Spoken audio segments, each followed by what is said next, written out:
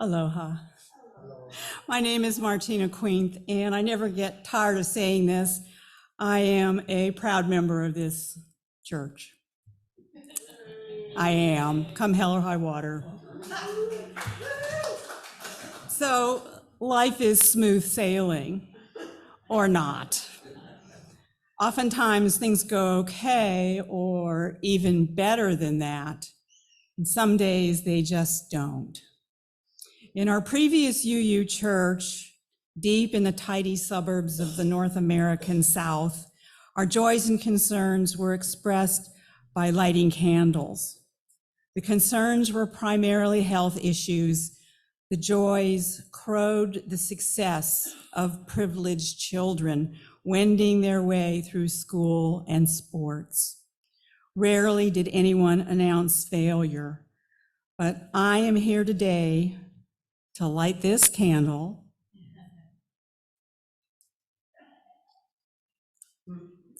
and to say, I failed.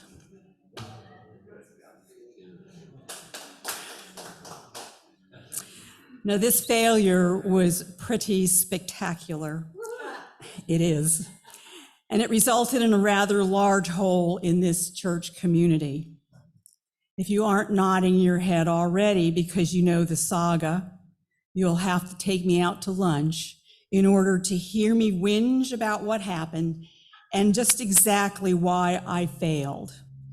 Today, the very tippy top of 2023 is not the day for looking that far back. And after 8 years, I am personally tired of monopolizing whatever meeting or sermon I happen to be in with the long, rather detailed, just plain sad story. I am telling you now that 8 years ago, I failed in an epic way. And yet, here I am.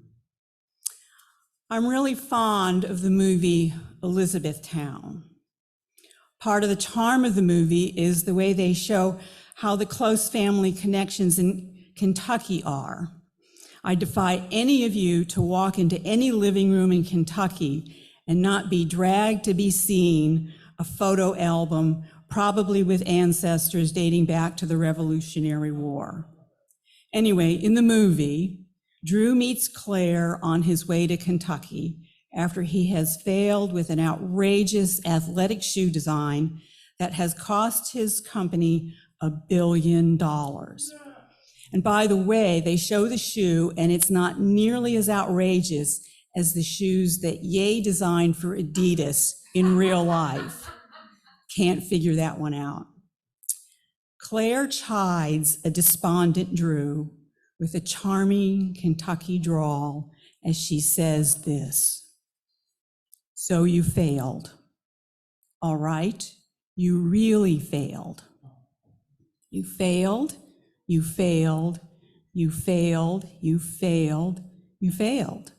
You failed, you failed, you failed, you failed, you failed, you failed, you failed, you failed, you failed." You really think I care about that? I do understand. You want to be really great, then have the courage to fail big and stick around. Make them wonder why you're still smiling. One of the many life-affirming and valuable lessons that I have learned in my 3 decades as a Unitarian Universalist is that the personal value is in the staying.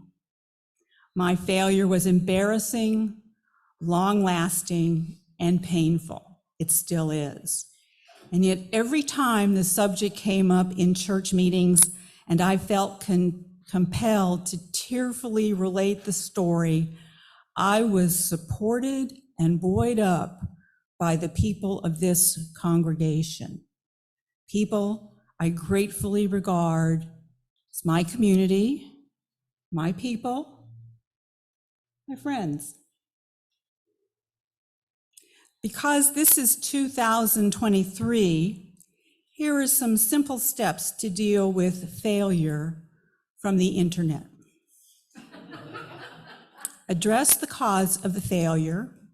Talk about your expectations with loved ones and teammates to find inspiration. Set realistic goals. Once you have worked through the past disappointment, set up a new goal. Change your approach. Try again. Take time to name the emotion, be it anger, sadness, fear, or shame. Work through it. Accept what happened. Stop ruminating over the failure.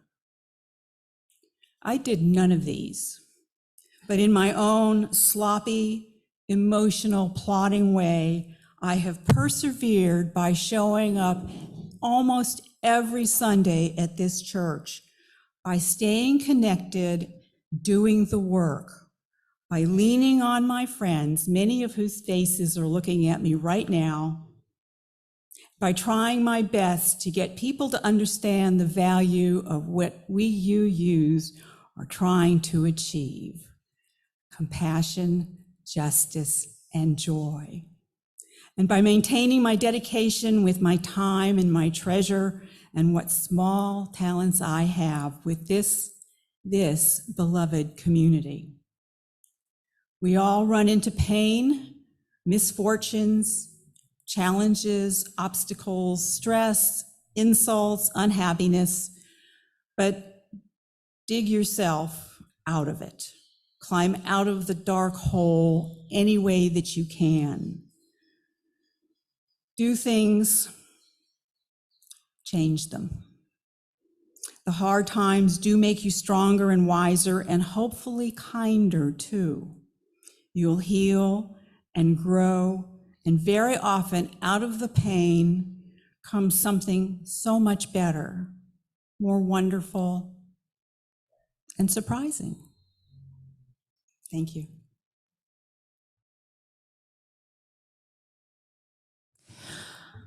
Hi, my name is Sue Greene, and I have a quote for you to start. Courage is knowing that doing something might hurt, but doing it anyway. Stupidity is the same. And that's why life is hard. Jeremy Goldberg.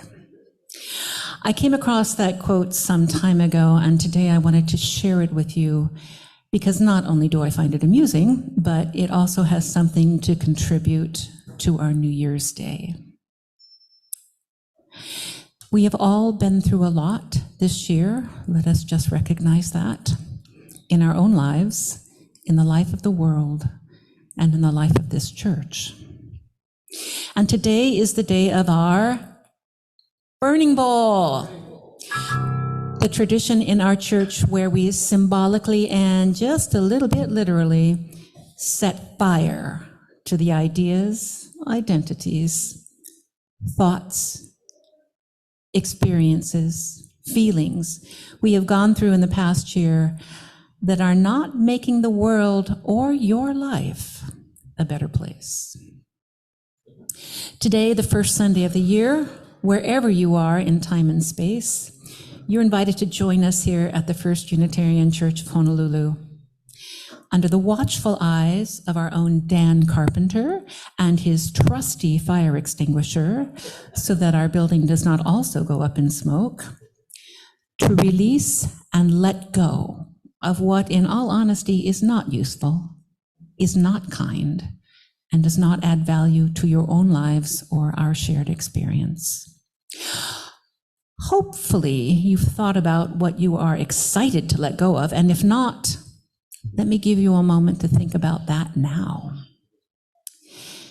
The concept of the phoenix rising from the ashes is a beautiful and poetic one, and we love the symbolism of it. We are going to make ashes of what have passed and what is worn out. Ashes whose intention is to fertilize and nurture the phoenix, which will rise from them. But may we truly release with a thoughtful strategy what we want to sacrifice to those flames. And let us also teach ourselves to nurture what we want to replace those things with. In other words, if a bright new phoenix is rising, let's make sure we know what to feed it. You probably have a junk drawer at home. I certainly do.